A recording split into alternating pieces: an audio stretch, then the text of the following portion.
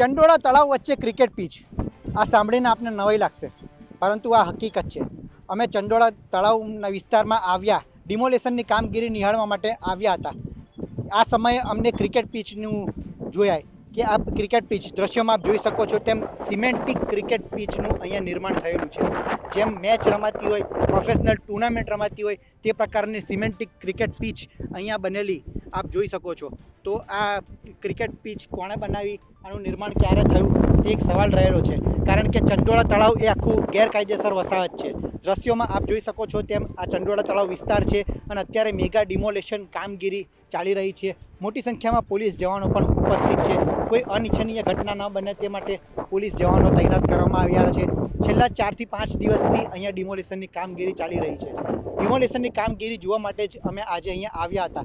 તે દરમિયાન અમને આ ક્રિકેટ પીચ દેખાઈ ત્યારે અમને થયું કે આ ક્રિકેટ પીચનું નિર્માણ કેવી રીતના થયું. કારણ કે તળાવ વિસ્તાર છે અને તળાવની બરાબર મધ્યમાં આ તળાવ, આપણે ખબર છે કે ઘણા ટાઈમથી આ તળાવ સૂકું છે અને ગેરકાયદેસર લોકો રહે છે. કેટલાક નહીં તો કેટલાક બહારના યુપી બિહારના લોકો રહે છે. તે વચ્ચે આ ક્રિકેટ પીચનું નિર્માણ થઈને અમને પણ આશ્ચર્ય લાગ્યું. ત્યારે અમને લાગ્યું કે દર્શક મિત્રોને પણ આ જાણવું જોઈએ કે આ ક્રિકેટ પીચ પણ અહીંયા ચંડોળા તળાવની વચ્ચે હોઈ શકે છે.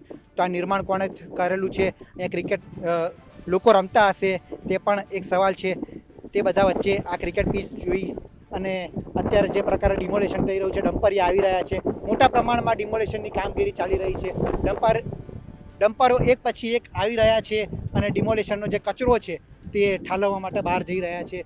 બપોરનો સમય છે અને આ મેગા ડિમોલેશનની કામગીરી મોડી રાત સુધી ચાલે છે. તે વચ્ચે અમને આ ક્રિકેટ પીચ જોઈ ત્યારે અમને થયું કે આ ક્રિકેટ પીચને લઈને કંઈક કરી શકાય અને આ ક્રિકેટ પીચનું નિર્માણ કોણે થયું અને કોણ અહીંયા ક્રિકેટ રમતું હશે તે એક સવાલ છે.